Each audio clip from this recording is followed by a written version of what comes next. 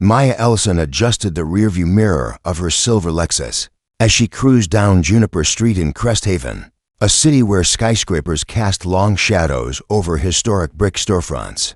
It was 9:17 p.m. on a humid Wednesday, July 23, 2025, and the air was thick with the scent of rain. Maya, the state attorney for Cresthaven's 3rd Judicial District, had just left a community forum at the Cresthaven Civic Center, where she'd spoken about restorative justice. Her navy blazer was folded neatly in the passenger seat, her sleeves rolled up, and jazz hummed softly from the radio.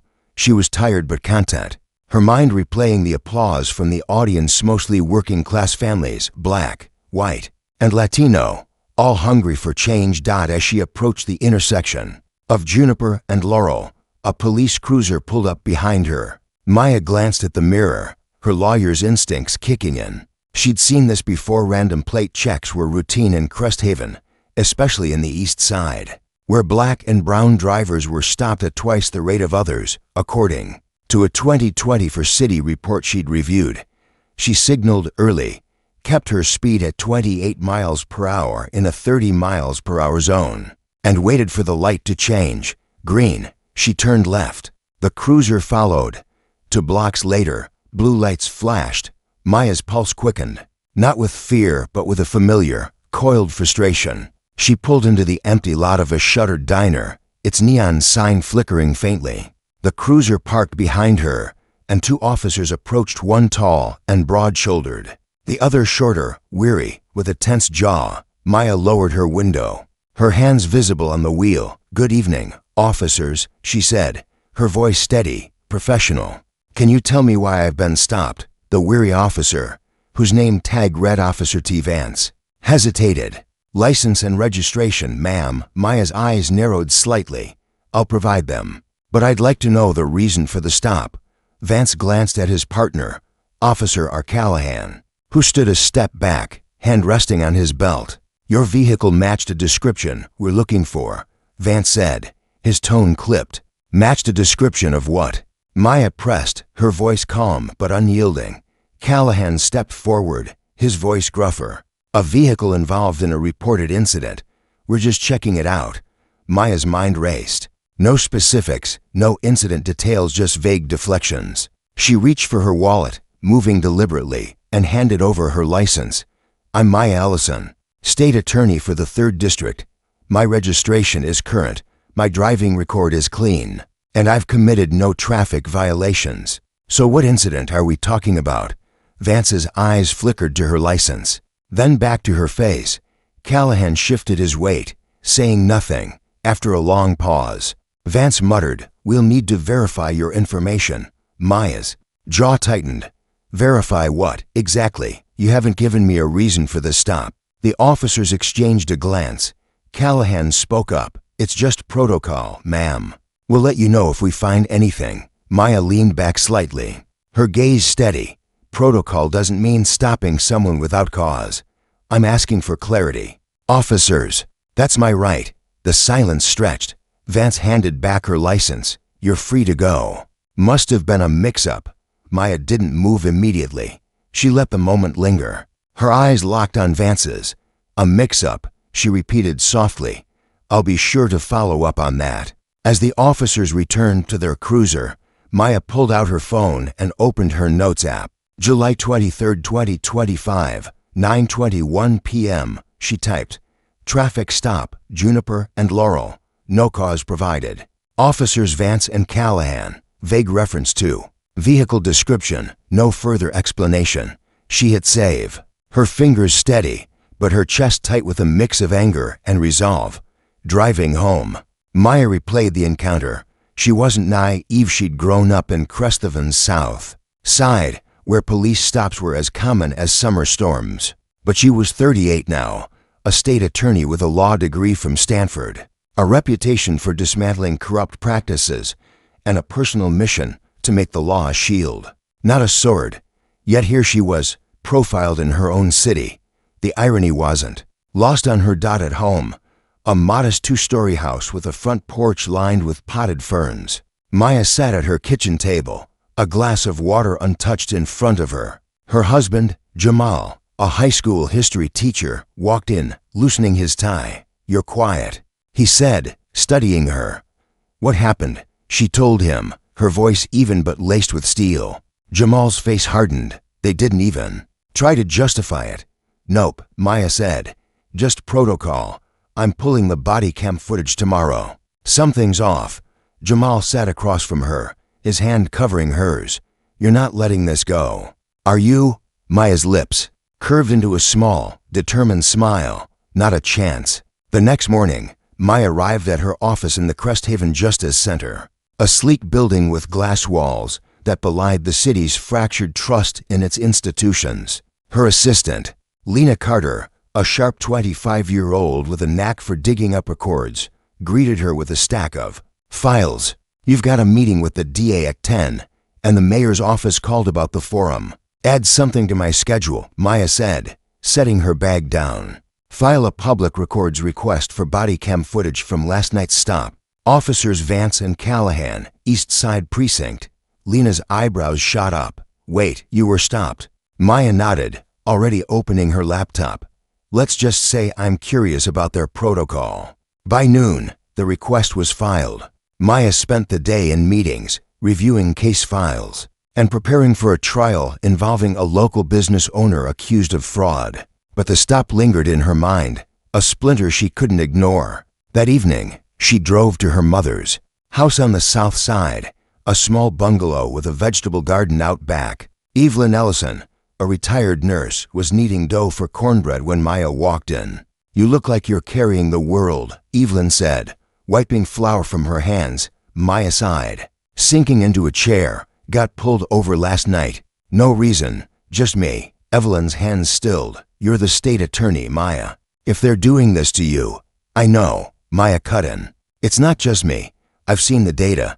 Black drivers in Cresthaven are stopped at twice the rate, cited at 3 times the rate. I just didn't expect to be the data point." Evelyn sat across from her, eyes sharp. What you gonna do about it?" Maya's answer was simple. "Find the truth, then make it loud." The next day, the body cam footage arrived. Maya watched it alone in her office. The grainy video showing Vance and Callahan approaching her car. The audio was clear, no mention of a specific incident. Just a vague vehicle match and Callahan's offhand comment to Vance as they walked away. "She's got that lawyer vibe. Probably thinks she's untouchable." Maya paused the video, her breath catching. Not fear fury. The comment wasn't just unprofessional. It was a glimpse into a mindset, one that saw her not as a person, but as a stereotype. She mailed the footage to her friend Aisha Patel, a journalist at the Cresthaven Chronicle, with a single line, "This needs to be seen." Aisha called within minutes. "Maya, this is explosive. You sure you want to go public?" "I'm sure." Maya said, "If I stay quiet, I'm complicit." By evening, Aisha's article was live. State attorney stopped without cause. Body cam reveals troubling pattern. The story included the footage, unedited, and quotes from Maya about the need for accountability. Social media erupted. #Justice for Maya trended locally, with thousands of shares. Comments ranged from outrage to support, with some dismissing it as just a misunderstanding. But Maya wasn't done.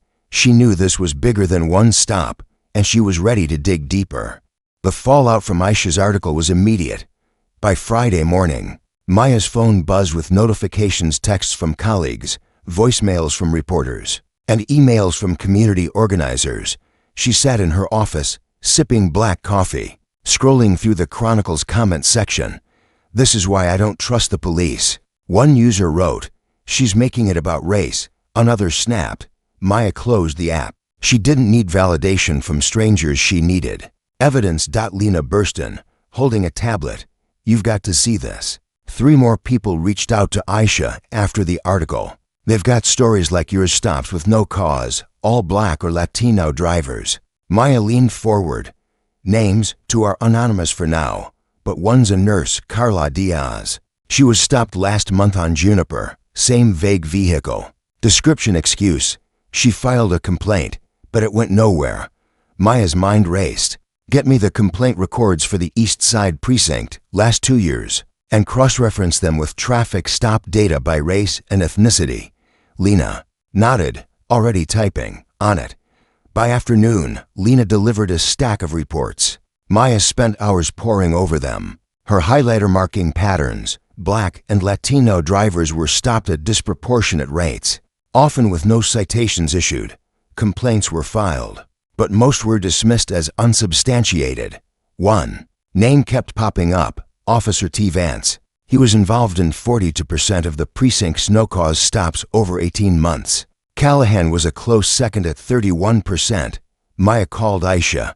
"I've got data. It's not just me, there's a pattern. Can you dig into Vance and Callahan's records?" "Off the record for now." Aisha hesitated. "That's a big ask, Maya. If I start poking around, the department will push back hard." "I know," Maya said. "But if we don't, this stays buried." That night, Maya attended a community meeting at the Southside Community Center, organized by a local activist group, Cresthaven Rising. The room was packed: teachers, barbers, parents, students, all buzzing with anger and hope. Maya stood at the podium, her voice steady. "Last Wednesday, I was stopped for no reason. I'm your state attorney, and they didn't care. If they're doing this to me, imagine what's happening to those without a title." The crowd murmured, some nodding, others shouting agreement. A young man in the back stood up. "They stopped me twice last year, said my taillight was out. It wasn't." A woman added, "My son got pulled over walking home from school. Walking. They said he looked suspicious." Maya listened, her resolve hardening. "I'm fighting this," she said, "but I need you with me. Share your stories. Demand answers." The meeting ended with a plan: a rally outside City Hall the following week. Maya left feeling a spark of hope, but also the weight of responsibility. She wasn't just fighting for herself, she was fighting for Cresthaven. The next day, Aisha sent Maya an encrypted file. "Found something." Her message read, "Vance and Callahan were part of a special patrol unit last year, tasked with high-risk vehicle checks. No public record of what high-risk means." Maya opened the file. It included internal memos, vaguely worded, about proactive policing in targeted areas.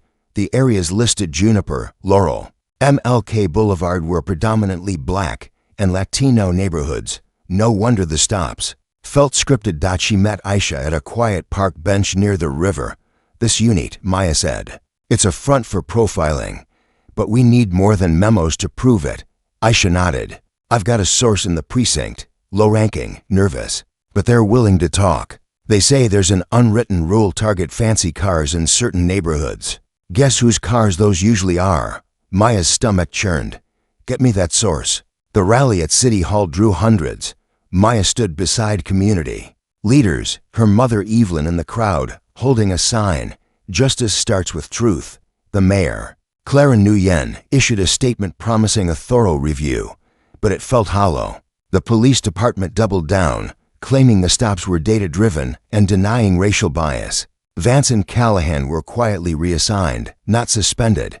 Maya wasn't surprised. She'd seen systems protect themselves before, but the community's response was different. People were organizing, sharing videos, filing complaints. A retired teacher, Mr. Harold Gaines, approached her after the rally. "I've lived here 50 years, he said. "Never seen folks this united. You're waking something up." Maya smiled, but her mind was on the source Aisha mentioned. That night, she received a call from an unknown number. A woman's voice, hushed. "I'm Officer Elena Torres. I've seen what they do. I can't stay silent anymore." Maya gripped the phone. "What do you know?" "It's not just Vance and Callahan," Elena said. "It's a system. They call it phishing, stopping people to see what they can find. I've got logs. I'll send them." The logs arrived at midnight: pages of internal notes, shift reports, even audio snippets. One clip chilled Maya. Vance, before her stop, saying, "Silver Lexus East Side. Bet it's someone who doesn't belong." Maya saved the file. This wasn't just about her anymore. It was about a city that deserved better. The audio logs changed everything. Maya shared them with Aisha, who published a follow-up article: Cresthaven PD's phishing scandal. Audio exposes systemic profiling. The story went viral, picked up by national outlets. Protesters gathered daily outside City Hall. There. Signs bolder. End phishing now. Accountability or bust. Maya's name was everywhere. A symbol of resistance.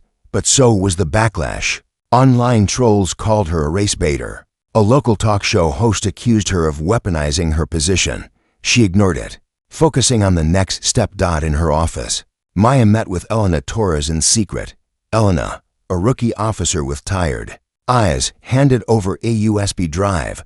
This is everything I could get without raising flags. Shift logs, emails, even training manuals. It's all coded, but you'll see the pattern. Maya spent hours decoding the files. The Special Patrol Unit wasn't just a few rogue officers, it was a sanctioned program, quietly funded by a city grant for crime prevention. Training materials encouraged intuitive stops based on behavioral cues, a euphemism for profiling. Maya's stop wasn't random, it was policy. She called a meeting with her legal team, including her deputy, Marcus Reed, a former public defender with a knack for strategy. "We've got enough for a civil rights lawsuit," Marcus said, flipping through the logs. "But the city will fight dirty. They'll smear you, Maya." "Let them," she said. "I'm not the one hiding." The city's response was swift. Mayor Nguyen held a press conference, flanked by Police Chief Daniel Holt. "We're investigating these allegations," Holt said, his voice monotone. "But we stand by our officers' commitment to public safety." The crowd booed. A reporter asked, "Why haven't Vance and Callahan been suspended?" Holt dodged. "Personnel matters are private." Maya watched the live stream from her office, her jaw tight. Lena leaned in. "They're circling the wagons. What's your move?" Maya didn't answer immediately. She was thinking about Elena, about Carla Diaz, about the young man at the community meeting. "We go bigger," she said finally. "I want a public forum, televised, with community testimony. Let Cresthaven hear the truth." The forum was scheduled for the following week. Maya and Cresthaven Rising worked tirelessly, collecting stories from dozens of residents, drivers, pedestrians, even teens stopped for suspicious behavior. The stories were eerily similar: vague excuses, no citations, and a lingering sense of violation. Maya prepared a presentation combining the audio, logs, data, and testimony into a damning case against the department. But the department wasn't idle. A leaked memo surfaced, claiming Maya's stop was part of a security sweep due to threats against public officials. It was nonsense. No threats had been reported, and Maya's office would have been notified. The memo was a distraction, but it worked. Some news outlets ran with it, casting doubt on her story. Jamal noticed her tension that night. "You're carrying too much," he said, rubbing her shoulders. "You don't have to do this alone." "I know," Maya said, "but I can't stop now. Too many people are counting on me." The forum was a turning point, held at the Civic Center. It drew over 500 people and was live-streamed to thousands more. Maya stood at the podium, her voice clear. "This isn't about one stop. It's about a system that targets some of us more than others. Listen to your neighbors, listen to their truth." One by one, residents shared their stories. Carla Diaz spoke of her fear driving to work. A teenager, Malik, described being stopped for walking too slowly. The crowd was riveted, their anger palpable. Then Elena Torres took the stage, her uniform replaced by civilian clothes. "I joined the force to serve," she said, her voice shaking. "But I saw a system that rewarded profiling. I'm speaking out because silence is complicity." The room erupted in applause. Maya felt a surge of hope. But as she stepped off the stage, Aisha pulled her aside. "I just got a tip. There's something bigger going on inside the department. My source says it's not just officers. It's higher up." Maya's eyes narrowed. "How high?" Aisha shook her head. "They won't say yet, but they're scared." That night, Maya received another encrypted file from Elena. It was a list: names, dates, and license plates, marked with codes like HP and RT. A note explained. HP meant high profile, targeting professionals in suspicious vehicles. RT meant routine target, often young Black or Latino men. Maya's plate was on the list, marked HP. She sat back, stunned. This wasn't just a pattern, it was a playbook, and someone at the top was calling the shots. The list changed everything. Maya shared it with Marcus, Who cross-referenced it with court records? Dozens of names matched dismissed complaints or dropped charges, cases buried to protect the department. This is a conspiracy, Marcus said. But we need to know who's running it. Maya nodded. And we need to do it carefully. They're watching. She reached out to Elena, who was now on administrative leave, her whistleblowing making her a pariah in the precinct. I need to know who approved this list, Maya said over a secure call. Elena hesitated. It's not just one person. It's a group, cops, supervisors, even a council member. They call themselves the Cresthaven Watch. They think they're protecting the city by targeting troublemakers. Maya's blood ran cold. A council member. I don't have a name, Elena said. But I know where they meet. There's a private club on Oak Street. They're there tomorrow night. Maya didn't sleep that night. She and Aisha devised a plan. Aisha would pose as a caterer to infiltrate the meeting, wearing a hidden recorder. It was risky, but they had no choice. The next evening, Aisha slipped into the Oak Street Club, her recorder tucked into her apron. Maya waited in her car nearby, her phone open to a live audio feed. The recording was chaotic at first, clinking glasses, small talk, then a voice, sharp and authoritative. We can't let this Ellison thing spiral. She's got the whole city riled up. Another voice, familiar. She's just one woman. We stick to the plan, discredit her, bury the complaints. Maya froze. That was Councilwoman Lorraine Baxter, a vocal supporter of tough-on-crime policies. The pieces clicked. Baxter had pushed for the crime prevention grant that funded the Special Patrol Unit. She was the linchpin.